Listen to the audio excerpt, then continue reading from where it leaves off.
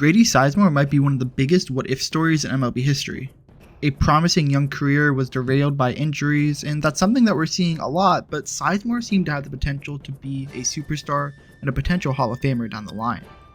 Now, of course, Hall of Fame is a lofty goal, and I'm not saying he would have made it if he never got injured, but he was definitely on the potential. A true five-tool player with a lot of hype and fan support behind him. If Grady Sizemore stayed healthy, he would have been a superstar for a long time in Major League Baseball.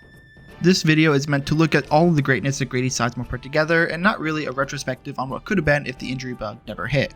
Sizemore is one of the best players of the early 2000s and one of my favorite players of all time, and I want to give him the respect he deserves for growing the game not only in Cleveland, but across the nation. Before we get started, it would mean a lot if you would subscribe to the channel. It helps me grow and shows me that you like what I do, and will also get you more content not only from me, but also baseball content creators out there as well.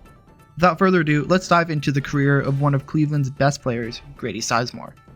Sizemore was the Expos' third-round pick in the 2000 MLB draft, signing him away from his commitment to the University of Washington, where he would have played alongside Tim Lincecum. He flew through the minor leagues, earning MVP honors in the Futures game in 2003 and All-Star appearances all throughout his minor league career before finally being traded by the Expos to the Cleveland Indians along with Cliff Lee and Brandon Phillips for the one, the only, Bartolo Colon. He continued to tear up the minor leagues, even earning his own SportsCenter segment to go with it. His success in the minor leagues and his potential as a true five-tool player, and that's something that gets thrown around a lot, but Sizemore definitely had that ability, allowed him to get his call up to the major leagues near the end of the 2004 MLB season, 20 years ago, which is crazy to think about. Sizemore put up solid numbers, especially given he was only 21 years old in his rookie year. Across 46 games, an OPS plus of 97 meant he was slightly below league average that year, but again, at 21, that's nothing to scoff at, and he put up a positive offensive and defensive WAR value for the Indians that year. Although he only played 43 games, so he wasn't really eligible for Rookie of the Year for playing that short, it really looked like the Indians had found their center fielder of the future. And in the coming years, that came true, as Grady Sizemore went on a tear to start the 2005 season and never looked back. In his first full season, Sizemore seemed like a reliable piece, playing in 158 games all in center field with respectable numbers, a .289 batting average, an OPS plus of 123, meaning he was 23% better than the average hitter. It seems like Sizemore was on a trajectory to be a superstar. He even got MVP votes in his first year, which is definitely an impressive feat. During this time, Sizemore cemented himself as a true five-tool player. You've been watching his offensive highlights forever, it seems like, and it shows that he really does have not only a great hit tool, but also can hit for some power as well. During his first two full seasons, he also stole 22 bags apiece, and that wasn't even his career high number. We can also look on the defensive side of the ball, and he was a stellar defensive outfielder. He ranked first in all of the American leagues in total zone runs, which was the primary defensive statistic used back in 2005, and his defensive numbers graded out positively almost his entire career in Cleveland. That went along with 2 Gold Gloves, and Sizemore was one of the best defensive center fielders in the game.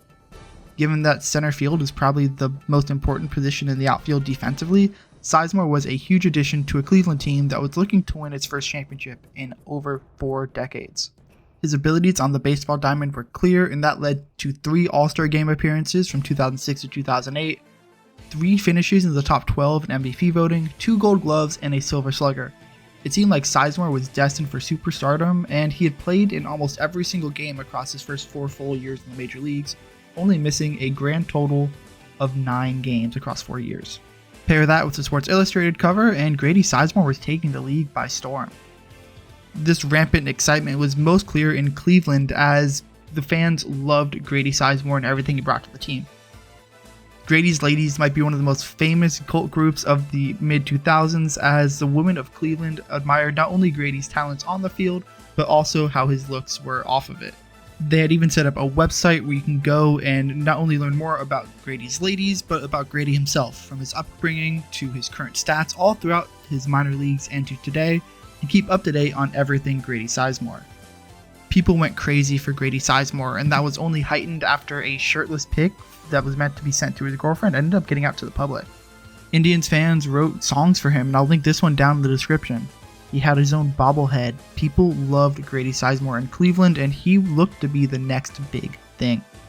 He was a workhorse. He played in almost every game, scored a ton of runs, almost was at the top of WAR across all of his seasons, and was a huge power speed threat, ranking first in the American League in the power speed number, which takes your stolen bases, doubles, triples, home runs, and collates that into a major league average, and he led the league in that in 2020. Unfortunately for Sizemore, this is where the injuries started to pile up. He was slated to play in the 2009 World Baseball Classic, but pulled out after a left groin injury happened in spring training. Late into the season, he had trouble with his elbow that he said was bothering him since spring training, and due to a subpar season and the Indians already being out of playoff contention, he elected to have surgery on that elbow and to repair the hernia that happened from his injury back in spring training, ending his 2009 season prematurely. In 2010, the injury bug hit again after a season-ending microfracture surgery performed on his left knee happened after just 33 games. He came back the following season in 2011 and hit the disabled list in May with a right knee contusion after sliding into second base, and in mid-July was placed on the disabled list again following another injury to that right knee. He had another sports hernia surgery, sidelining him until September, and the Guardians decided to decline his contract after the 2011 season. He signed again with the Guardians for a one-year, $5 million contract, underwent back surgery at the beginning of spring training, and missed the entire season. Setbacks from his back and knee surgeries prevented him from playing any games, and a microfracture surgery on his right knee in September in 2012 was unsuccessful in healing his knee, so he missed the entirety of 2012 and became a free agent and missed the entire 2013 season healing. He wanted to commit to a team when he was ready to play again, and he didn't feel like he was ready all throughout 2013. In January 2014, Sizemore signed a contract with the Boston Red Sox for a base salary of $750,000 with incentives that could increase his salary up to $6 million. He was named the starting center fielder on March 28th and played decently for the Red Sox, but with Jackie Bradley Jr. ready to take over center field and Garen Cecchini, who was one of the team's top prospects at the time, waiting to take over in the wings, June 18th, the Red Sox officially released Grady Sizemore, and he made $1.25 million from incentives in his time in Fenway Park. Sizemore was quickly picked up by the Philadelphia Phillies about a week after he was released. He signed a minor league deal, and after under a month he was recalled from Lehigh Valley, the Phillies' AAA affiliate, to join the rotation of outfielders.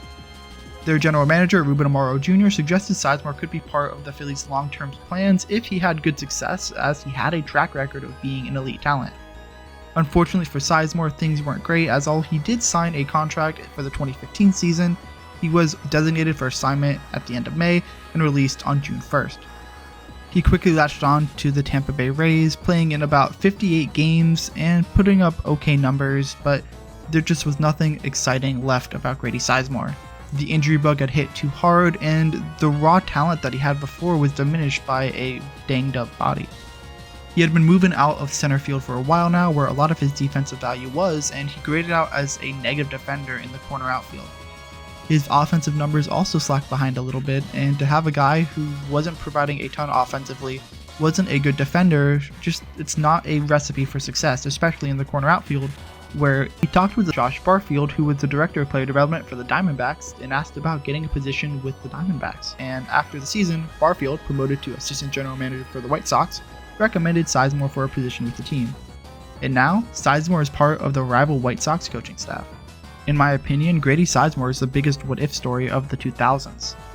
A guy who had enough talent to be an everyday center fielder for over a decade, and the hit tool to back it up. Enough speed to go ahead and steal nearly 40 bases a year, which he almost did twice, and enough power to support a team in the middle of the lineup. Sizemore was everything you would want in a center fielder: a Gold Glover, a Silver Slugger, an perennial MVP candidate with 3 finishes in the top 12 back-to-back-to-back.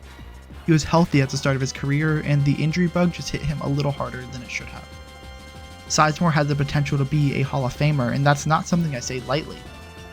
He was a great baseball player, and unfortunately injuries hit a little too hard for him to have a successful career. Who knows where we'd be if that first initial injury never happened and he got to play in the World Baseball Classic and tear things up there.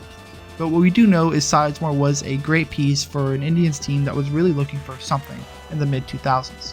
Sizemore provided that spark, and although things like Grady's Ladies are currently down and not likely to come back up, Grady Sizemore's legacy lives on in baseball history. Grady Sizemore was one of my favorite players, and I'm so glad that I got to share a little bit of his story and what he meant as a player to not only Cleveland, but to Major League Baseball. He's someone who should be remembered fondly for everything he did on the diamond, and hopefully he has success with the White Sox, which is probably a tall task given the White Sox and who they are, but Grady Sizemore is someone who has a baseball mind and is great at the game, and hopefully he can help turn the organization around just a little bit, even if it's in a minor role. Thank you so much for watching this video. Hopefully you got to learn a bit more about Grady Sizemore and what he brought to the game. Up in the corner will be 2 videos, hit one of those if you're interested, or the baseball in the middle, or the link in the description to subscribe to the channel. Thank you again, and I hope to see you in the next video.